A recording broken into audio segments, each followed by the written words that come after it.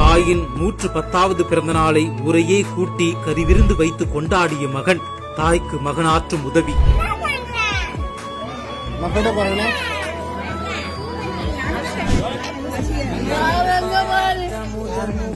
கடலூர் மாவட்டம் பண்டூட்டி அடுத்த மேலிருப்பு கிராமத்தை பூர்வீகமாக கொண்டவர்கள் சந்திரன், ராசாம்பாள் தம்பதியினர். இவர்களுக்கு 14 பிள்ளைகள் இருந்த நிலையில் 7 பேர் இறந்துவிட்டதாக கூறப்படுகிறது. இந்த நிலையில் கடந்த 2011ஆம் ஆண்டு சந்திரன் உடல்நலக் குறைவால் இறந்துவிட்டார். அதன் பின்பு மகனின் பராமரிப்பில் ராசாம்பாள் வசித்து வந்துள்ளார். ராசாம்பாளுக்கு நேற்றுடன் 110 வயதாகிறது. இந்த நிலையில் மூதாட்டி ராசாம்பாவின் 110வது பிறந்த நாளை அவரது மகன் ஞானசேகரன் உள்ளிட்ட 7 பிள்ளைகள், மருமகள்கள், பேர குழந்தைகள், கொள்ளு பேர பிள்ளைகள் என அவரது உறவினர்கள் சூட ஒரையே அடைத்து கறிவிருந்து போட்டு திருவிழா போல் கொண்டாடினர்.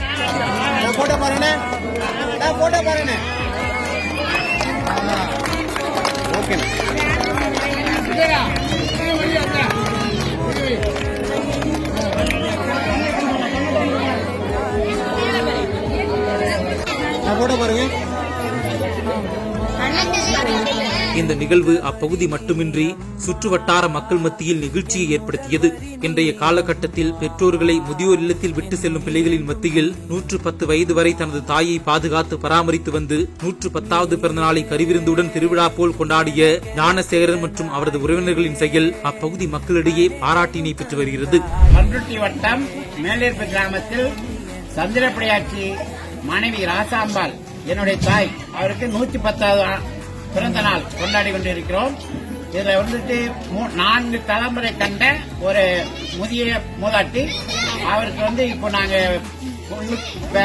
பேரன் பேர குழந்தைகள் எல்லாரும் சிறந்த முறையில இந்த விழாவை எடுத்துட்டு இருக்கோம். இப்போ இந்த விழா ஏன் எடுத்துட்டு இருக்கோம்னாக்க, இந்த காலத்துல முதியோர்களுக்கு இடமில்லாம முதியோர் இல்லத்துல கொண்டு வர்றாங்க மகன் மகள்கள். அதனால நாங்க 110 வயசு வரைக்கும் அரவணைச்சு இந்த விழாவை 110வது விழாவை எடுத்துட்டு இருக்கோம். இந்த விழா சிறப்பாக அமைவதற்கு ஊர் பொதுமக்கள்